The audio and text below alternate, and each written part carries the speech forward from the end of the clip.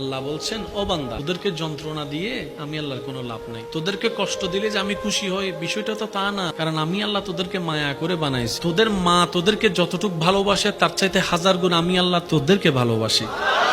তোর মা যদি তোর পায়ের মধ্যে কাঁটা ফুটলে ব্যথা পায়, আমি আল্লাহ তো তার চাইতে আরো বেশি মায়া করি তোকে। তো তোকে কষ্ট দিয়ে আমি আল্লাহর লাভ কি? ও বান্দা, তুই কি বুঝোস না আমি তোর ভালো চাই? তুই কি বুঝোস না আমি তোর কল্যাণ চাই? আর তুই বান্দা কি বুঝোস না আমি আল্লাহ তো তোকে জান্নাতের মধ্যে দেখতে চাই। কারণ জান্নাতটা তো আমি আমার জন্য বানাইনি, জান্নাতটা তো ফেরেশতার জন্য বানাইনি। আমি চাই আমি আল্লাহ যে জান্নাত বানিয়েছি সেই জান্নাতের মধ্যে তোরা থাকবি, তোরা ঘুরবি, তোরা খাবি, তাইলে তো আমি আল্লাহ খুশি হব। মা ইয়াফআলুল্লাহু বিআযাবিকুম ইন শাকারতুম ওয়া আমানতুম। ও বান্দা, তোদেরকে আযাব দিয়ে আমি আল্লাহ লাভ কি?